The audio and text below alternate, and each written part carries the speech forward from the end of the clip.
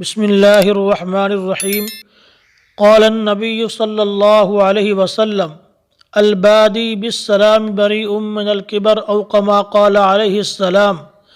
آپ صلی اللہ علیہ وآلہ وسلم نے ارشاد فرمایا، سلام میں پہل کرنے والا تکبر سے بری ہو جاتا ہے، تو لہٰذا سب احباب سلام کے اندر پہل کرنے کی کوشش کیا کریں۔ سلام کے اندر پہل کریں گے تو تکبر دل سے نکل جائے گا، عاجزی و انکساری پیدا ہو جائے گی۔ جہاں بھی انسان چل رہا ہے تو ساتھ گزرنے والے کو سلام کیا جائے، چاہے وہ ساتھ گزرنے والا واقف ہے یا نا واقف ہے، اور پھر سلام پورا کیا جائے گا تو ثواب زیادہ ملے گا، یعنی السلام علیکم ورحمۃ اللہ وبرکاتہ۔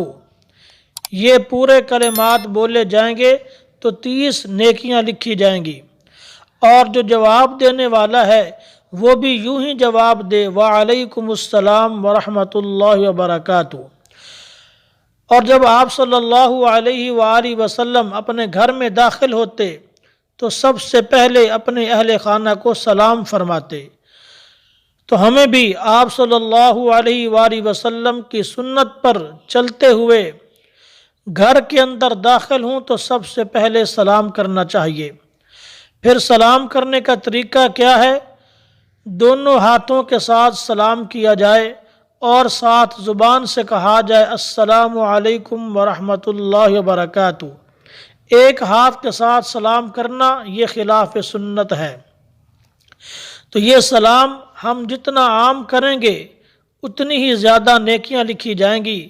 ایک حدیث پاک میں آپ صلی اللہ علیہ وسلم نے ارشاد فرمایا، افشوا السلام، سلام کو پھیلاؤ، تدخلوا الجنت بسلام، اور پھر سلامتی کے ساتھ جنت کے اندر داخل ہو جاؤ۔